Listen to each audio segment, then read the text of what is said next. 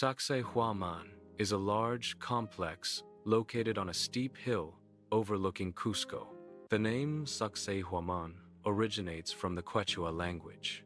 In Quechua, Sacsayhuamán translates to place of the satisfied falcon.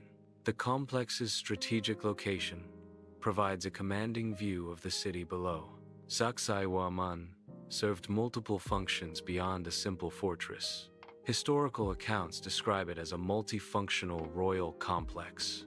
Inca Garcilaso de la Vega referred to it as a house of the sun. It also functioned as a significant religious center. Additionally, Sacsayhuamán housed an armory and treasury. Sacsayhuamán's walls served significant defensive functions. The fortress also held symbolic importance for the Inca civilization.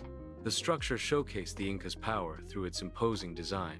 It also demonstrated the ingenuity of Inca engineering and construction.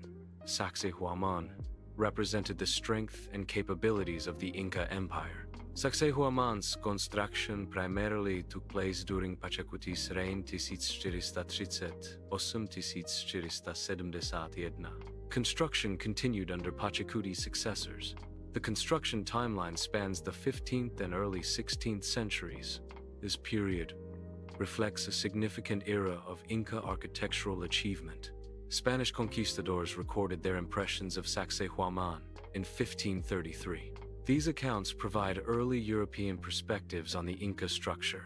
Pedro Sancho de la Hoz noted the great strength of the construction. He also emphasized the enormous size of the stones used in Sacsayhuamán. These descriptions highlight the impact of Sacsayhuamán on the Spanish.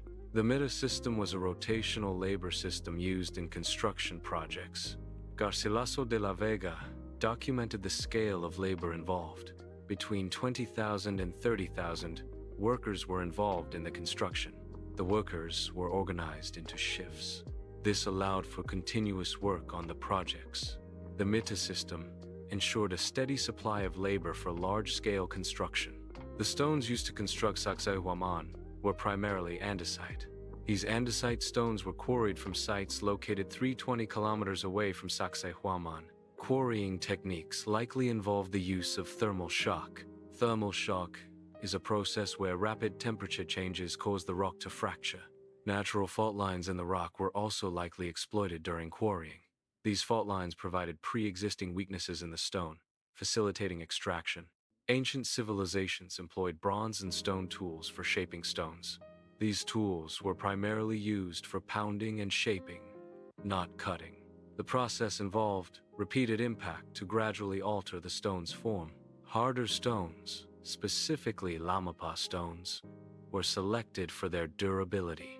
These harder stones served as the primary implements for the pounding process. This method allowed for the creation of various stone structures and tools. Ancient civilizations faced the challenge of moving massive stones for construction. Leverage was likely employed to lift and shift the stones incrementally. Rollers, such as logs placed beneath the stones, could have facilitated movement across the ground. Earthen ramps may have been constructed to gradually raise the stones to higher elevations. Ropes were probably used to pull the stones, requiring a large workforce. The combined use of these methods made the transportation of heavy stones feasible. The Inca civilization demonstrated exceptional skill in shaping and fitting stones for construction. Their mastery is evident in the precise interlocking of stones without mortar. The primary technique used was percussion dressing, a method of gradually shaping stones. Percussion dressing involved using hammerstones to chip away at the stone's surface. This process was repeated meticulously until the desired shape was achieved.